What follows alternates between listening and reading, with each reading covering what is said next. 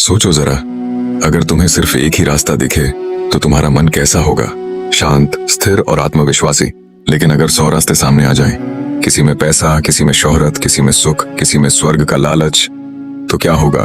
तुम्हारी बुद्धि डगमगाने लगेगी, तुम्हारे पैर जड़ हो जाएंगे और तुम वहीं रुक जाओगे। ना आगे बढ़ पाओगे, ना पीछे लौट पाओगे। कृष्ण यही कहते हैं, जिसकी बुद्धि एक दिशा में अडिग है वही जीवन में सफल है, और जिसकी बुद्धि बिखरी हुई है वह इच्छाओं में फंसकर खो जाता है। लेकिन अगर तुमने पिछली वीडियो श्लोक 38-40 नहीं देखी तो आज की शिक्षा तुम्हें अधूरी लगेगी, क्योंकि वहां कृष्ण ने कहा था, जीवन का साहस यह नहीं कि तुम हमेशा जीतते रहो, बल्कि यह कि सुख दुख और हार जीत में भी अडिग रहो। अब अगर ये नींव समझे बिना तुम एकाग्र बुद्धि सुनोगे तो यह तुम्हें सिर्फ शब्द लगेगा, उस गहराई तक नहीं पहुंचा पाएगा जहां कृष्ण अर्जुन को ले जाना चाहते हैं। इसलिए अगर वो वीडियो मिस कर दी है तो पहले जाकर जरूर देखो। श्लोक 41।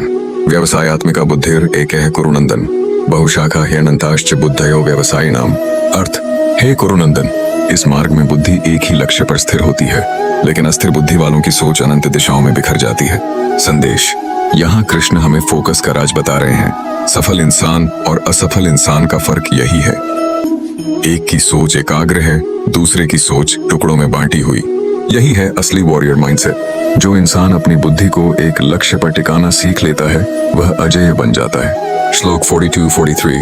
यमिमं पुष्पितं वाचं प्रवदन्ते विपश्चितः, वेदवादरतः पार्थ नान्यदस्तीतिवादिनः, कामात्मनः स्वर्गपरा जन्म कर्म फलप्रदाम्, क्रिया विशेष बहुलाम भोगैश्वर्य गतिं प्रति। अर्थ, हे पार्थ, अल्प बुद्धि वाले लोग बड़ी बड़ी और आकर्षक बातें करते हैं।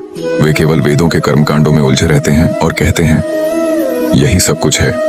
उनका मन सिर्फ स्वर्ग, भोग और ऐश्वर्य की इच्छाओं में अटका रहता है। संदेश, कृष्ण चेतावनी दे रहे हैं, इच्छाएं कभी खत्म नहीं होती। आज तुम भोग चाहते हो, कल ऐश्वर्य, फिर स्वर्ग, फिर और कुछ। यह दौड़ कभी पूरी नहीं होती, और जो इंसान इसमें फंस जाता है वह सच्चे ज्ञान और मुक्ति से दूर हो जाता है। सोचो जरा, क्या तुम्हारे साथ ऐसा नहीं होता? तुम सोचते हो अगर यह मिल जाए तो मैं खुश रहूंगा, लेकिन जैसे ही वह मिलता है एक नई इच्छा जन्म ले लेती है। यही बहुशाखा बुद्धि है। इच्छाएं तुम्हें खींच खींच कर हर दिशा में तोड़ देती हैं। कृष्ण कहते हैं, इन्हें छोड़ो और अपनी बुद्धि को धर्म के मार्ग पर स्थिर करो। तीनों श्लोकों की सीख, एकाग्र बुद्धि ही शक्ति है। बिखरी सोच इंसान को खोखला कर देती है। इच्छाओं का जाल खतरनाक है। भोग और ऐश्वर्य का पीछा कभी खत्म नहीं होता। धर्म का मार्ग स्थिर करता है। यही बुद्धि इंसान को मुक्ति और अडिगता देती है।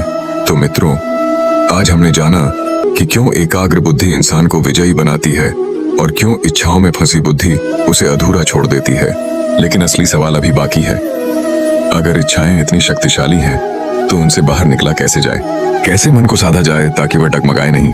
इसका उत्तर हमें अगली वीडियो अध्याय 2 श्लोक 44-44 में मिलेगा, जहां कृष्ण बताएंगे कैसे इंसान भोग और ऐश्वर्य की तृष्णा से ऊपर उठकर आत्मा की असली शक्ति को पहचान सकता है। इसलिए जुड़े रहो, सब्सक्राइब करो और इस ज्ञान को शेयर करो, क्योंकि गीता का हर श्लोक तुम्हें निर्भय, अडिग और विजयी बनाने की शक्ति रखता है।